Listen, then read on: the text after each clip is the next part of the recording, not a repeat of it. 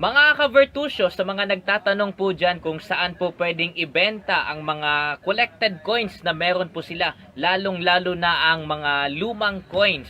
Bukod sa aming mga numista at mga kolektor, may online platform din po na pwede po ninyong doon ibenta, i-post at ibenta ang mga coins na collected po ninyo. I would like to recommend Carousel PH. Ito ay legit po na platform na pwede po kayong mag-post ng mga pictures ng mga collected coins na meron po kayo as you are looking for a buyer. Tapos ibigay nyo rin po yung presyo according po doon sa nakaset na presyo sa coin na meron na yon and according din sa demand ng coin na yon. So Carousel PH po ang pwede po nating puntahan. And again, mga ka-Vertusio, sa mga gusto pong magbenta ng coins po sa amin, makipag-negotiate, i-reach nyo po kami sa FB page ko po, Vertusio Coin Reviews. Doon nyo po ako i-message para makita ko po ang inyong mga message at makapag-negotiate po tayo. Sa mga comment ninyo sa YouTube, hindi po ako masyadong sumasagot. Bali na lang kung merong mga bad mouthing, sumasagot po ako doon. Pero doon sa FB page ko sa FB, syempre, sumasagot po ako doon at pinapasa ko po ito sa kagrupo ko at nagkaroon ng negotiation and eventually nabibili po yung coin na ino-offer.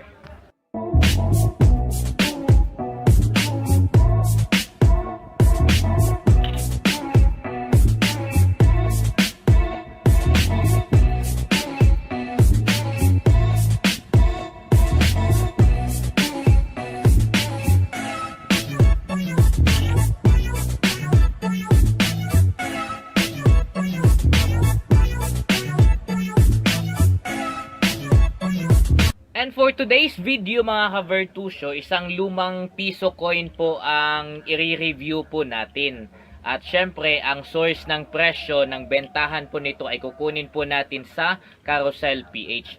Ito po ay piso, Jose Rizal po ito.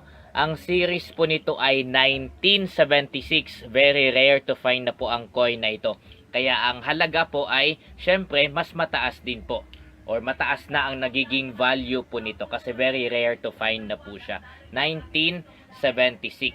Again, ang source po natin dito ay ang Carousel PH. Kung magkano man, panoorin sa video na ito, dito lang sa Vertusio. Yeah.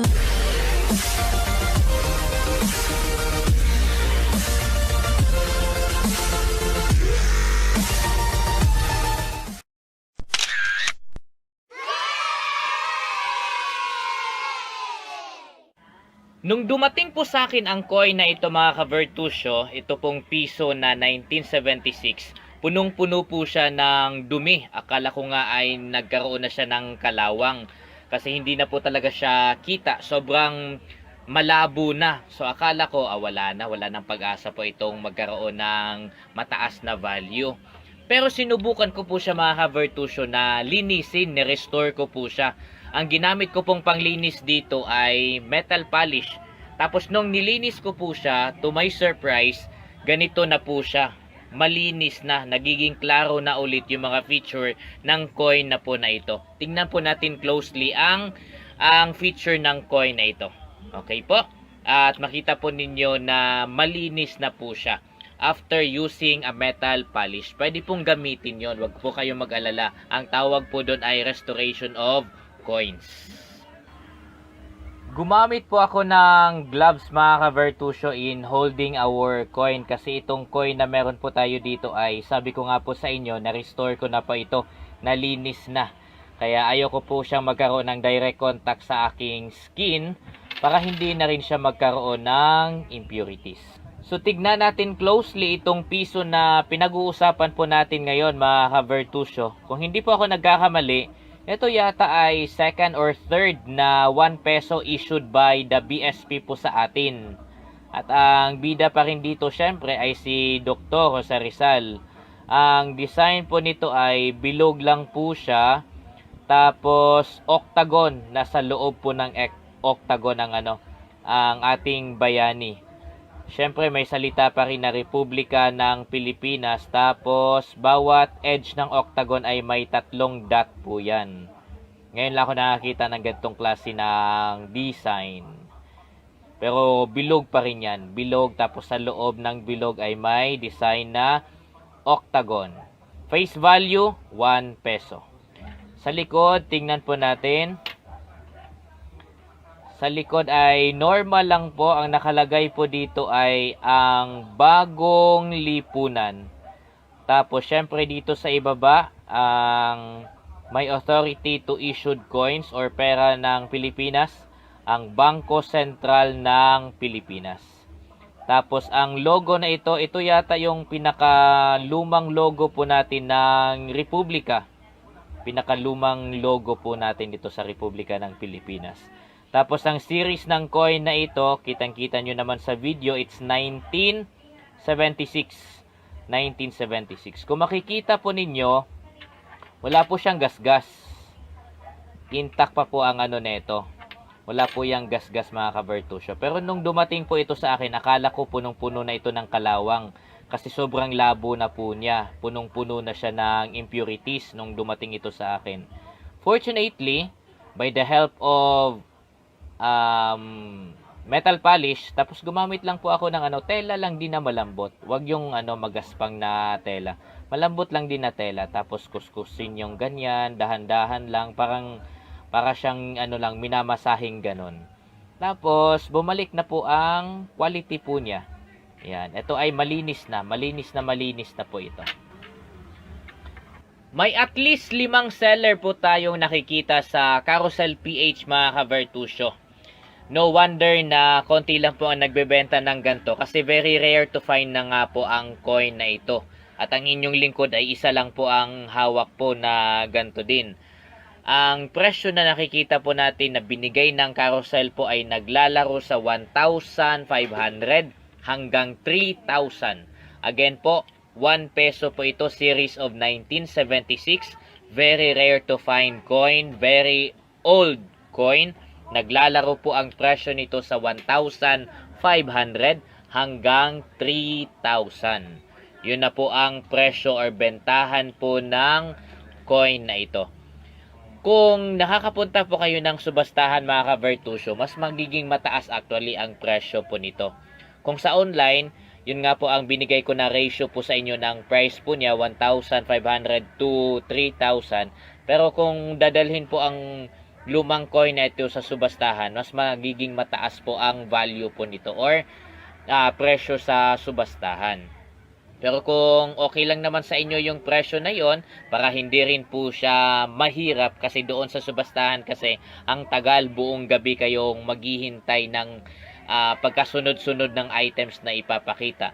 So kung easy transaction lang po ang gusto po ninyo, pwede po nating i-post ito sa Carousel PH. Pero kung gusto niyo pong mas mataas naman po ang makukuha po ninyong bentahan po nito or subastahan, pwede po nating dalhin sa mga subastahan po yan.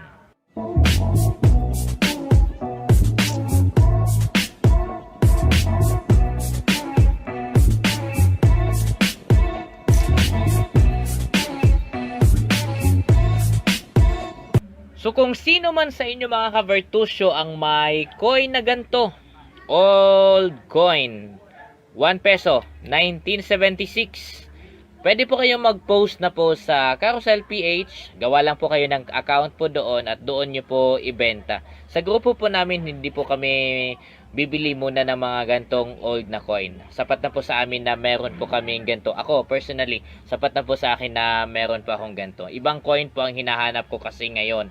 Lalo na yung upper mint na NGC. Yun po ang hinahanap ng grupo namin ngayon. Mga gantong old na coin, hindi muna. Pero pwede po kaming sumama sa inyo or sumama kayo sa amin sa kabaligtaran sa mga subastahan na meron po tayo. Tapos kung gusto nyo po na easy lang ulit, pwede nyo pong i-post lang ito sa Carousel PH. At again, 1,500 to 3,000 ang bentahan po nito. For more information mga ka-Vertusio at mga update again na meron po tayo lalo na sa mga hinahanap naming coins, huwag pong kalimutan mag-subscribe at i-follow po kami at i-hit ang notification bell para lagi po kayong updated sa mga bagong hanap po namin, bagong videos, bagong upload at lagi nyo pong suportahan ang inyong lingkod dito lang sa Virtu Show!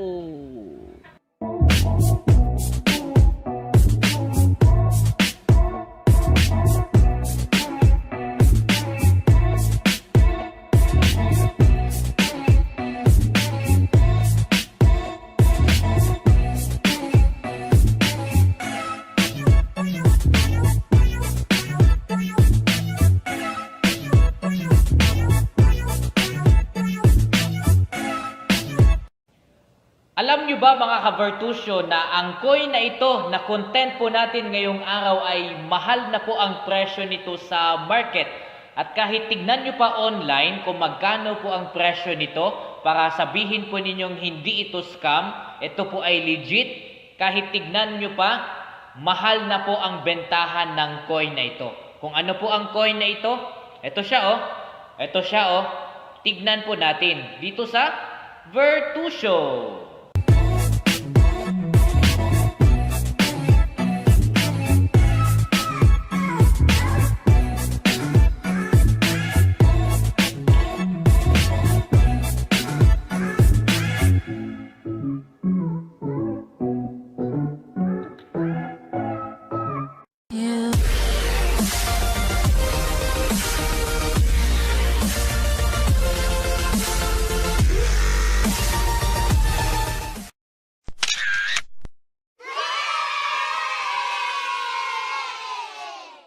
Ang coin na ito na hawak ko po ngayon mga ka-Virtusyo ay 5 piso.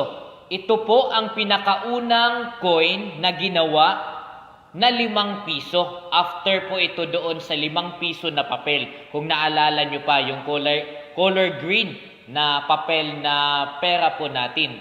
Ito yung pinakaunang coin sa 5 piso na ginawa po. So ang meron po dito ay 1993. Kung naalala nyo po ito, mga batang 90s. Ito ay si Emilio Aguinaldo na naka-side view din po siya. Tapos meron pong isang bulaklak po dito na featured. Tignan po natin ito closely later on. Etong 5 piso na ito mga ka-Virtusyo, kung titignan nyo po online, ang presyo po nito ay 1.5 na po. At hindi po tataas sa 5,000. So ang benta po nito or subastahan po ng coin na ito, legit po ito ha. Hindi po ito scam. Kahit tignan nyo pa online, kahit tignan nyo pa sa mga numista. Ang presyo po nito ay 1,500 up to 5,000. Yun na po ang bentahan or subastahan ng coin na ito. Hindi po ito scam.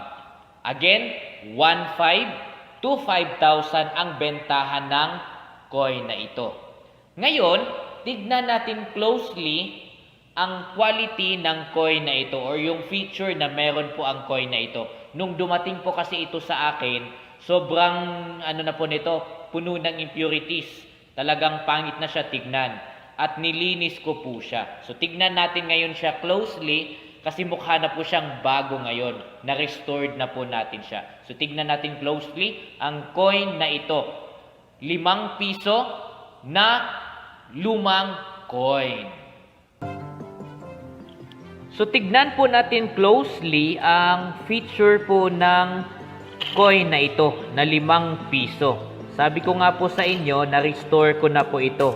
Ang ginamit ko pong panglinis po dito ay metal polish. Kasi nung dumating po ito sa akin, covered po ito ng impurities.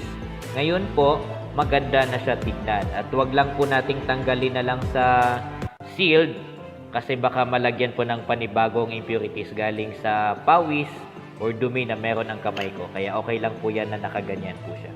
Okay po? So sa coin na ito, as you can see, back to normal po siya.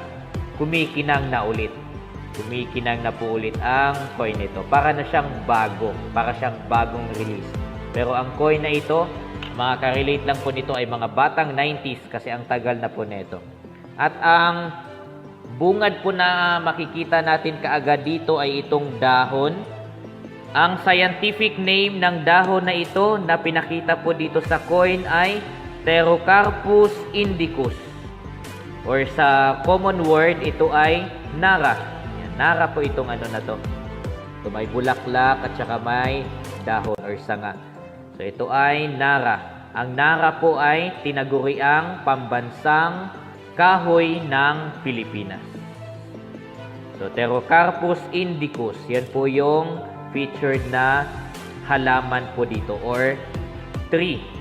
Tapos makikita po natin ang 5 piso. Yan. So ang face value ng coin na ito ay 5 pesos.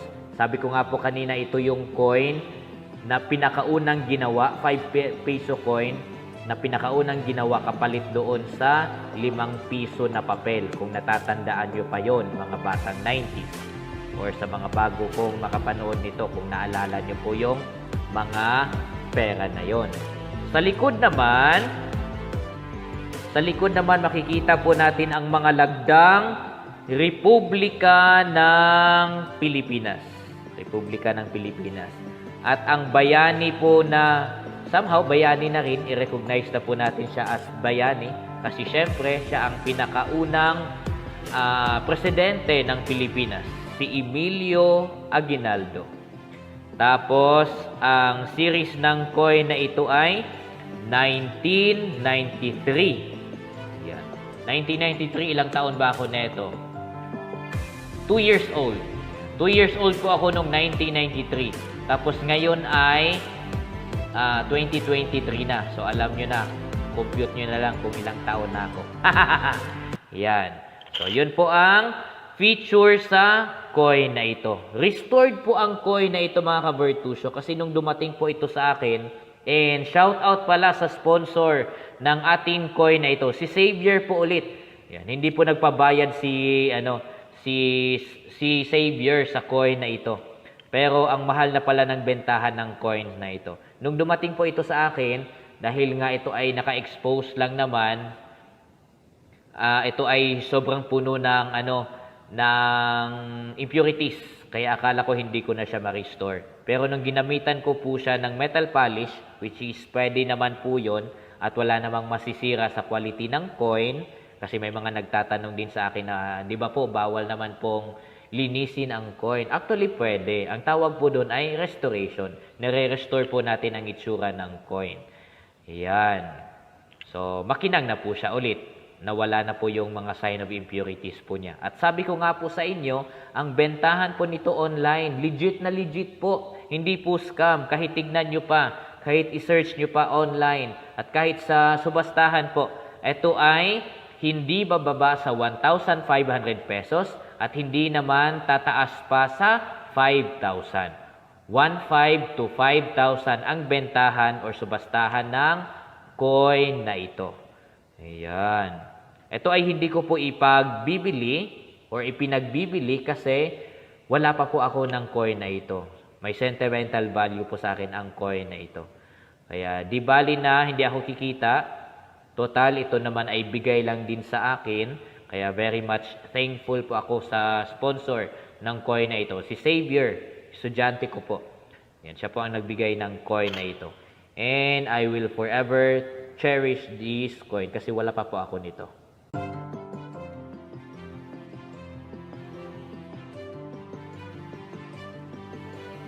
Ngayon, mga ka-Virtusio, meron po mga nagtatanong po sa akin kung saan daw pwedeng ibenta yung mga lumang coins. Mahirap po kasi itong ibenta sa subastahan kasi mahal po ang presyo. Katulad noong 1972, 1974, yung 1962, yung 1976. Mahirap po yun kasi mahal po ang bentahan nun. I would advise sa mga meron pong coins na katulad po nito o yung mga sinabi ko po kanina, na dalhin nyo po sa subastahan. May mga nagtatanong po sa akin kung saan ang subastahan. Meron po sa Quiapo.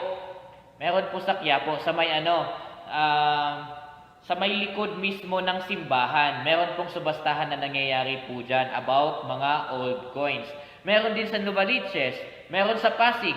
Yan. Madalas yung grupo ko po, pumupunta sila ng Pasig, dinadala po nila yung mga lumang coins or kung may mga coins po silang hinahanap. Meron din po sa Quezon Ave, malapit po sa likod po ng kung hindi ako nagkakamali, sa likod ng Pegasus. Siyempre, kilala po natin yung Pegasus na yan. Okay? Meron din po sa saan pa nga ba to? Paranaque. Meron din po sa Paranaque. Nag-a-announce naman po. Meron pong page sa FB about subastahan. Doon po nag-a-announce kung saan po gaganapin yung mga subastahan ng mga old coins. Kung meron po kayong ganito, pwede niyo pong bisitahin yung page na yon sa FB para makakuha po kayo in information kung saan po ang subastahan. I would advise kasi na ibenta nyo po doon or isalin nyo po sa subastahan para magkaroon ng tamang presyo, tamang hustisya yung coin na meron po kayo. Kasi itong mga coin na ganito, syempre itong coin na ito ay medyo mababa lang, 1.5 to 5,000. Pero yung ibang mga coins pa na lumang-luma at yung iba pa nga ay na-feature sa KMJS na nasa milyones na ang halaga, hindi pa po namin kaya yun sa grupo po namin. Kaya I would advise na dalhin nyo po sa subastahan. At syempre, babalik po tayo dito sa 5 pesos na ito. Ang presyo nga po nito ay 1.5 to 5,000. Legit po yan. Kahit tignan nyo pa sa Google at sa online. Makikita nyo po ang presyo po nito kung magkano na ito ngayon. Ito ay 5 piso na coin. Ito yung pinakaunang 5 piso na coin na ginawa kapalit po doon sa papel na piso. Okay? At syempre, para lagi po kayong updated sa mga upload ko, yung mga hinahanap nating coins, yung mga coins na binibigyan ko kayo ng information, para hindi nyo po ma-miss po yun, huwag nyong kalimutang mag-subscribe. Syempre naman po. At i-hit ang notification bell para lagi kayong updated sa mga upload ng Vertusio. Hindi po ito scam. Legit po ito. Legit ito, baby. Yeah.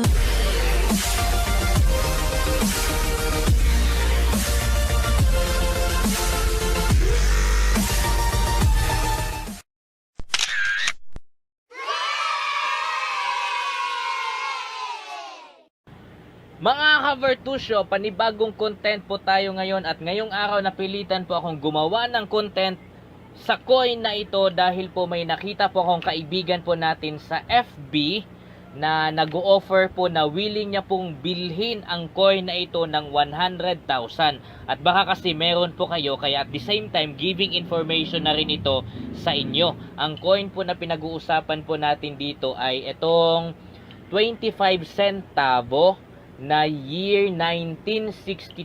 Baka kasi meron po kayo nito. Yung mga tito po natin dyan na makapanood po sa video na ito. Baka may naitabi po kayong coin na ganto at nalinis nyo po. At kasing kinang katulad po nitong hawak ko po ngayon. 25 centavos po ito. Lumang coin na po ito. 1962. Meron po tayong isang kaibigan na nagngangalang Tukmol TV. Pwede nyo pong i-search sa FB para makita nyo po siya. Marami po itong followers. Kumikita na po ito. At sabi nga niya, he is willing to offer a negotiation for 100,000 sa coin na ito. Kaya kung meron man kayo, sabay-sabay natin siyang i-message. Pero panoorin nyo muna itong video na ito dito sa Vertusio. Yeah.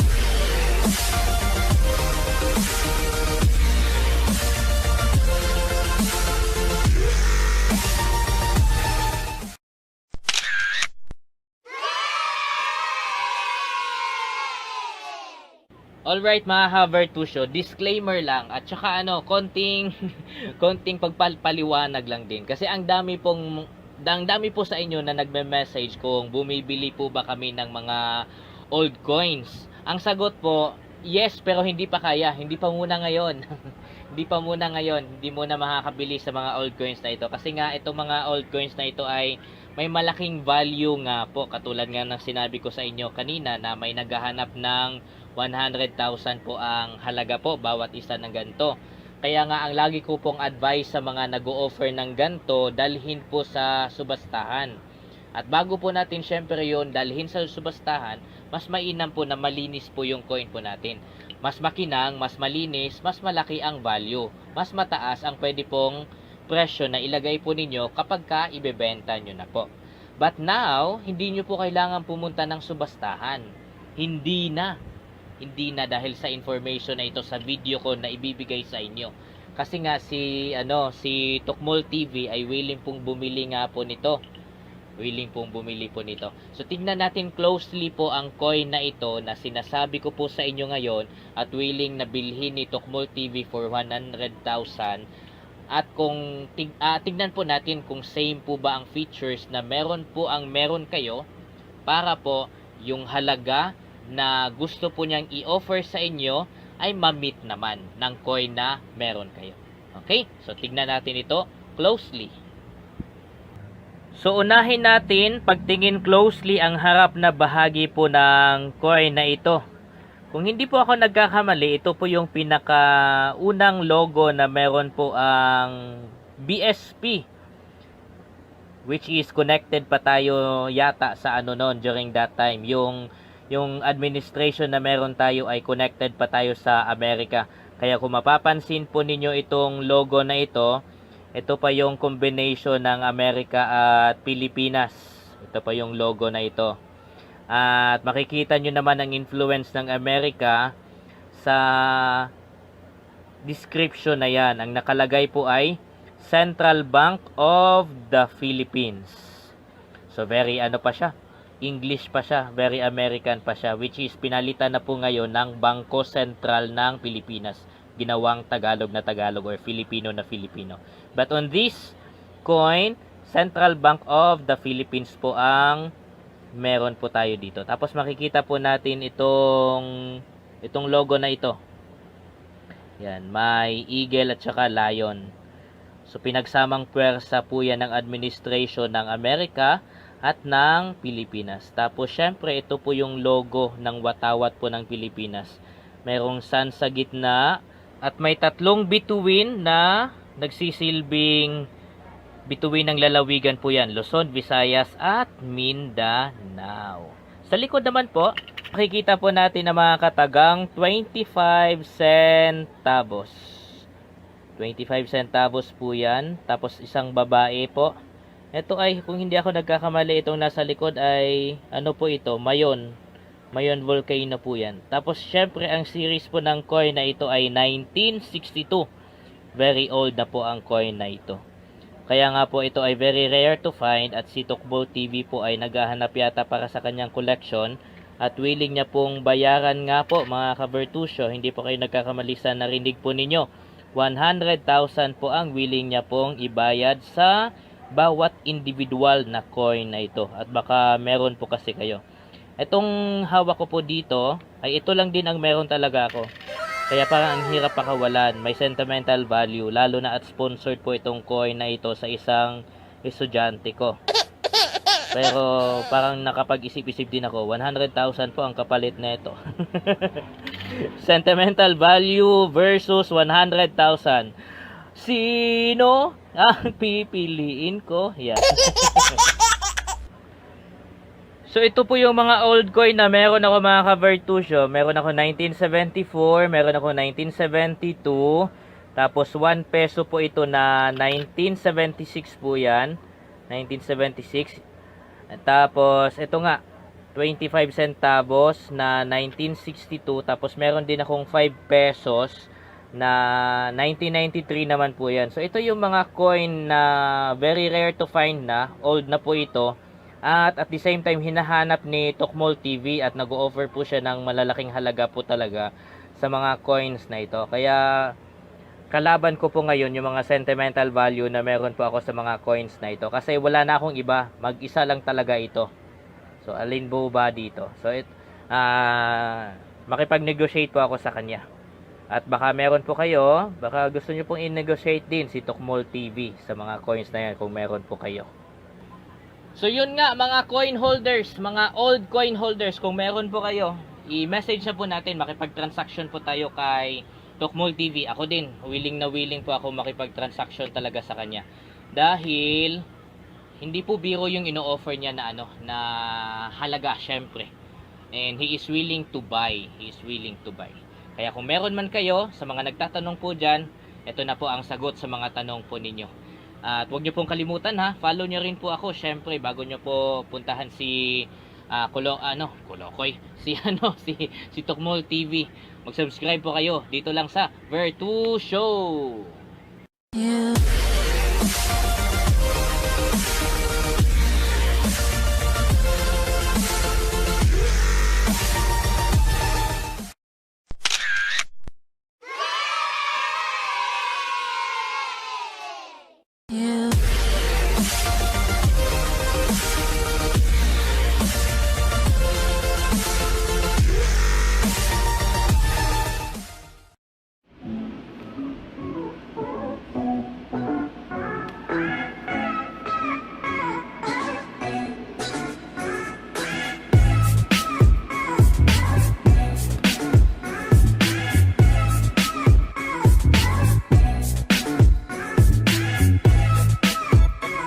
Sino ba sa atin ang hindi nakakakilala sa isang coin na ito na sobrang sikat ngayon sa social media, mapa Facebook man or YouTube? Dahil ito ay naging content, naging isa sa mga content ni Jessica Soho sa kanyang segment sa GMA na ito daw ay milyones na ang halaga po ngayon. Itong piso na 1972. Piso na 1972. Lumang piso po ito at sobrang mahal na daw ang presyo at sinasabi nga nila milyones na ang presyo ngayon sa market.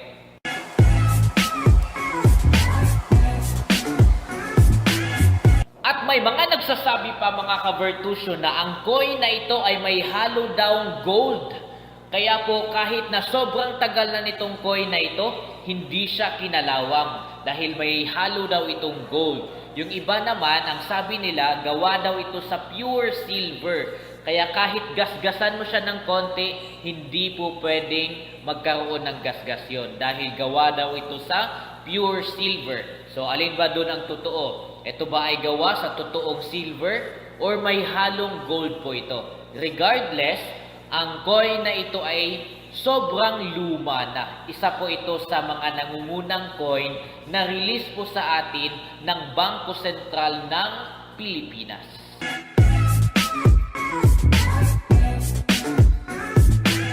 Ang coin na ito mga ka-Virtusyo ay sponsored sa atin ng isa sa mga estudyante ko po sa grade 9 na nagngangalang Xavier. Ayaw daw niya ibigay ang kanyang apelyido kasi gusto daw niyang manatiling anonymous. Pero Xavier, thank you for sponsoring this coin for me. Ito ay 1972, 1 peso or 1 piso, isang piso na 1972 po ang series po niya. Na ang sabi nga po sa social media, ito nga daw ay nagkakahalaga na ng milyones po ngayon. Yan.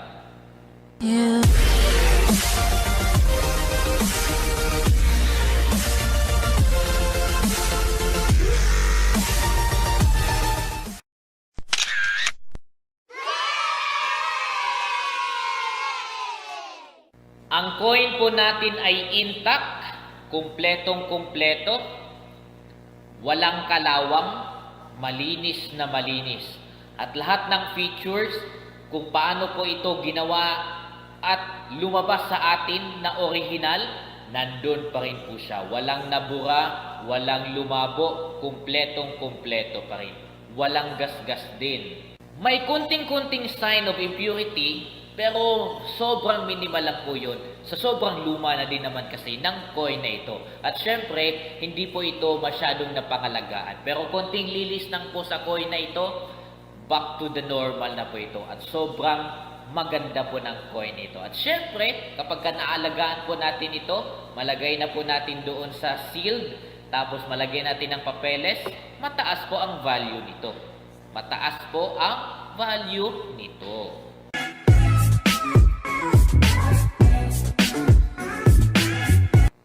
Tignan natin closely ang coin na ito na meron po tayo ngayong araw. Makikita po natin, bilog na bilog po yan. May konting UP lang po doon pero human error lang po yan. Pero the rest ay okay po siya. Tapos makikita po natin sa itaas ang mga katagang Republika ng Pilipinas. Tapos, itong nasa gitna, ito po ang pinakaunang logo na meron po ang Bangko Sentral ng Pilipinas. As you can see, ito ay symbolizing the sagisag ng Pilipinas or yung flag. Mayroong 3 stars sa taas, tapos itong sun. Tapos itong logo na ito na dalawa ay, kung hindi ako nagkakamali, ito ay samahan po ng Amerikano at mga Pilipino nung nagkaisa na po sila. Yan. Tapos, nakalagay din po sa ibaba pa rin dito sa parang laso po yan, Republika ng Pilipinas. At syempre, the official maker and producer ng mga coins dito sa Pilipinas ay ang Bangko Sentral. Yan. Tapos, kung nakikita nyo po dito, nandito po sa pinakaibaba, ang proof na ang coin na ito ay gawa po or issued po last 1972. Hindi pa ako pinanganak. Coin na po ito. Yan. So, intact na intact pa po siya. Nandyan pa po lahat ng feature. Klaro pa, nababasa pa. Wala pang nabura sa lahat ng sa anumang feature na meron ang coin na ito. Tignan po natin dito sa likod. Kapag ka-flip po natin ito, imbis na nakatayo yung ulo ni Jose Rizal, nakatiwarik po siya. At isa po dyan sa feature na meron po ang 1972. Yung baligtad po ang ulo ni Jose Rizal. Yan. So, ikutin lang po natin yan. Nakalagay syempre dito ang ulo na nakatagilid kay Dr. Jose Rizal. Tapos nakalagay po sa itaas ang salitang piso. Tapos sa likod po ng ulo ni Jose Rizal ay ang number, piso. Yan. So may konti lang po siyang mga gas-gas sa panahon, pero hindi po yan hindi, very minimal lang po yan. Sobrang lang yan sa coin. Hindi po yan nagkakaroon ng degrade sa value. Kasi understandable po yan na sa sobrang luma na ng coin, nagkakaroon na po ng mga ganyang gasgas, lalo na kung nahalo po siya sa ibang coin. The rest ng quality po niya, so good, so good.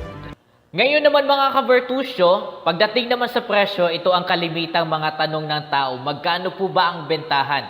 Kung napanood nyo po ang isa sa mga episode ng Barya doon sa KMJS, ang barya po na pinag-uusapan doon ay yung 1971. Ito ay 1972. Kung hindi po ako nagkakamali, yung 1971 na yun ay nabenta po siya ng 5 million sa subastahan.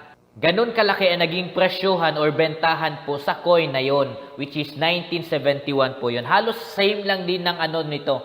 Same lang din ang ganun kalaki ang naging presyohan or bentahan po sa coin na yon, which is 1971 po yun. Halos same lang din ng nito. Ang design po nito, ito ay 1972. Panoorin niyo po ulit sa KMJS. Umabot ng 5 million po ang subastahan po ng coin na yon. Dahil sa sobrang luma na po niya at nagiging in demand yung 1971. Kaya kung meron po kayong 1971 po dyan, KMJS na po yan galing, umabot po yun ng 5 million. Sa subastahan po hindi lang kung kaninong numista. Sa subastahan. Siyempre sa subastahan, nagsasama-sama yung mga karamihan sa mga numista. Ayan. So, ito ay milyones din. Sabi nila ang presyo nga nito, itong 1972. Milyones din dahil ito ay very rare to find. Although, sobrang dami po nito nung ginawa po ito. Pero, dahil nga nawala na ito ng value sa Bangko Sentral ng Pilipinas, karamihan sa mga may hawak po nito, yung mga lolo at lola po ninyo or natin. Tapos karamihan, katulad ko, katulad sa grupo po namin, mga numista, yun na lang may hawak ng ganito. And this one is sponsored nga ng isa sa mga estudyante ko. Xavier, thank you for sponsoring this one or this coin. The 1972. Wala pa po akong ganito sa totoo lang. And I am very happy to hold this kind of coin na sobrang taas po ng value po nito. Karamihan nga nagsasabi na bilyones daw ang presyo po nito. So, di ba? Isang piso lang po ito, isang coin lang po ito, tapos milyones na. So, isa akong milyonaryo, hindi pa lang ganap. Hindi pa lang ganap, pero milyonaryo na ako dahil sa coin na ito na hawak.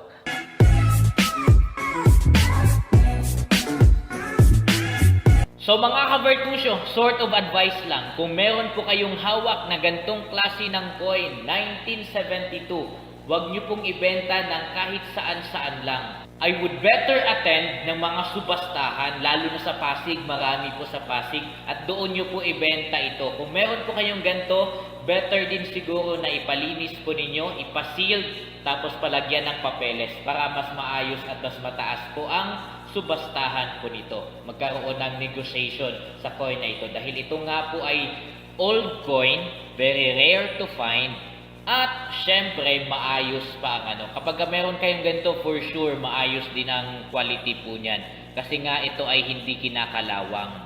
Hindi po ito kinakalawang. Kaya I would rather advise na mag-a-attend kayo ng subastahan kasi mas mataas po at guaranteed po na mas mataas ang presyo kapag doon nyo ibibenta kumpara naman sa ibibenta nyo lang saan-saan, lalo na sa mga naglalako. May mga naglalako po kasi na lulukohin ka lang, tapos pag dinala nila yun sa subastahan, ang taas ng presyo. Kaya I would advise na yun ang gagawin po ninyo. Mag-attend po kayo ng subastahan kung meron kayong ganito ng klase ng coin. Para sa kaalaman na yan mga ka-Vertusyo, and for more videos, huwag pong kalimutang mag-subscribe. Syempre naman, i-follow nyo po ako. Mag-subscribe po kayo at i-hit po ninyo ang notification bell para time to time na may upload po kayo ay magiging updated po kayo at malalaman din ninyo kung anong information naman ang binibigay ko about coins at lalo na kung may coins kaming binibenta. Kaya wag pong kalimutan na i-follow po ako. Mag-subscribe na dito sa Vertusyo.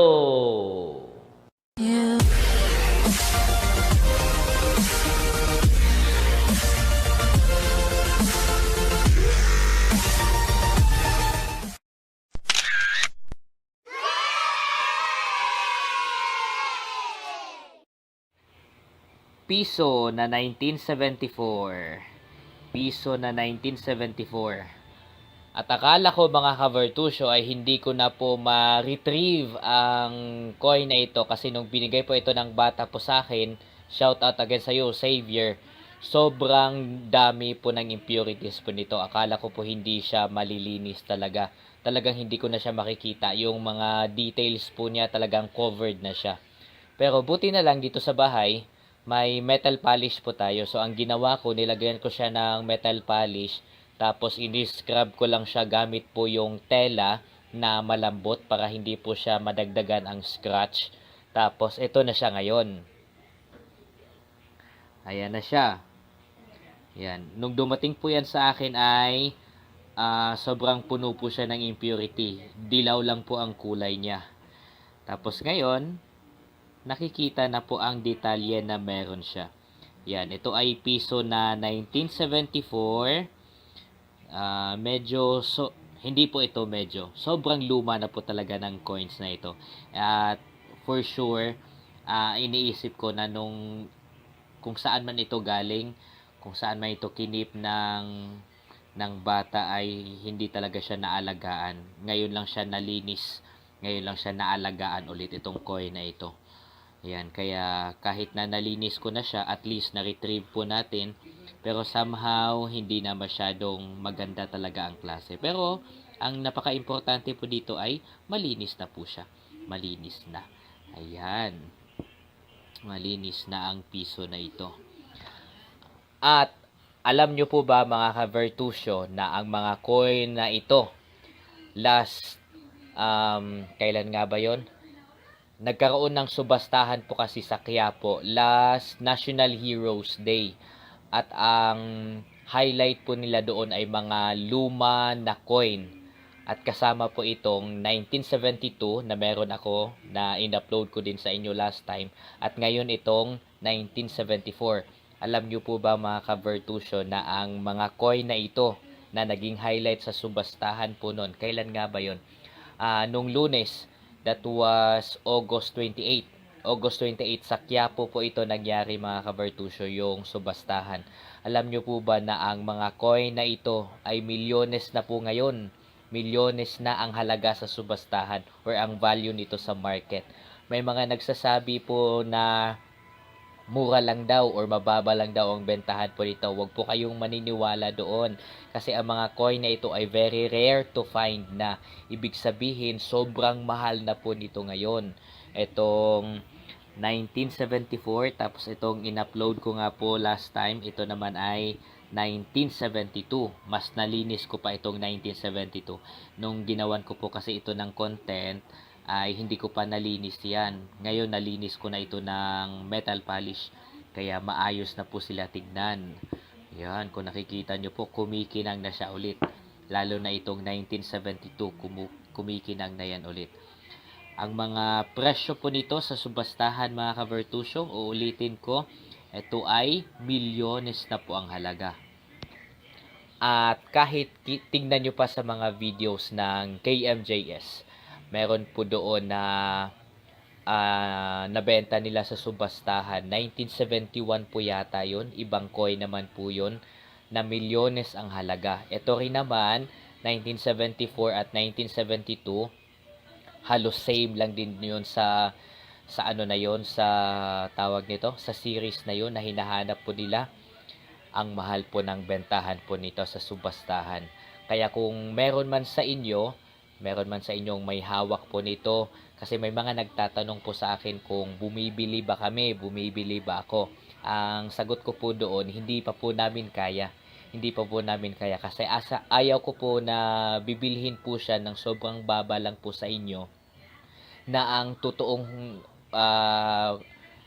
yung totoong presyo po nito ay mataas po sa subastahan. Kaya ayaw ko po na bilhin ko po siya ng na para ko kayong niloloko. Kaya ang sagot ko po doon, kung meron man kayo mga coins na ganito, ang sagot ko po ay hindi pa po namin kaya sa grupo. Wala pa po kaming milyones. Wala pa kaming milyones at hindi pa po namin kayang bumili ng isang coin na ganito, na milyones ang halaga. Hindi pa po kaya. Kaya ang best po na gagawin po kung meron man kayong ganito, tulad sa binigay ni Xavier po sa akin, ang una po ninyong gawin ay linisin nyo muna katulad ng ginawa ko. Kasi kapag marami po siyang impurities, nagdilaw po siya at maraming mga gasgas, even kalawang, bababa po ang presyo po niya. Bababa ang presyo. Kaya kailangang linisin talaga katulad ng ginagawa ko. And I wore gloves po para hindi na siya madagdagan pa ng ibang impurities. Yan, so kung meron po kayong ganto, again, kung meron po kayong ganyan na mga coins, mga gantong coins po mga ka-Vertusyo, ang advice ko po sa inyo, ang advice po ng grupo po namin ay dalhin nyo po sa subastahan. Marami pong subastahan, meron po sa Quiapo, meron sa Pasig, meron sa Novaliches, even Quezon City, sa Quezon Ave, meron po mga subastahan dyan. Ina-announce po yan sa mga FB, kaya pwede po kayong tumingin po doon. I would suggest talaga na ang mga coin na ganito ay sa subastahan nyo po dalhin, kasi ang totoong hustisya sa totoong presyo po nito ay doon lang din po makukuha. Yun nga, katulad ko po, sinabi ko po sa inyo na hindi pa namin kayang bumili ng ganito kasi ang taas nga talaga ng bentahan. Kaya nagbigay po ako ng info sa inyo kung sino man sa inyo ang meron po mga gantong klase ng coin, best po na dalhin nyo po sa subastahan para mabigyan naman ng hustisya at tamang presyo yung coin na meron po kayo. Ito kasi ay sobrang luma na talaga. Lumang-luma na. Tingnan nyo naman ang series, 1974. Tapos yung isa ay 1972. Yan, doon pa lang po malalaman nyo na talagang ang tagal na talaga nila. Ang tagal na talaga ng mga coins na ito. Kaya best kung benta niyo ng maayos yan. Ayaw ko pong maging oportunista.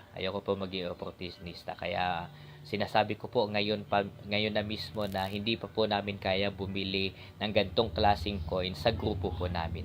Hindi pa namin kaya. At ayaw ko po kayong pasahin, no? And ito nga po ay very fortunate na nagkaroon ako ng gantong coin. Ito po ay bigay ng isang estudyante ko na gustong manatiling anonymous, si Xavier. Yan. At hindi ko po ito ibebenta kasi wala pa po akong ganito. Yan. Sponsored po itong mga coin na ito. Ginawan ko po ng content at i-shoutout ko lang daw yung may-ari. Hindi ko po ito ibebenta kasi may sentimental value ito. At syempre, wala pa po kaming ganito sa grupo. Kaya I would better keep these coins. Oh. Wala pa akong pera, pero may hawak na akong milyones. May hawak akong milyones sa mga pera na ito.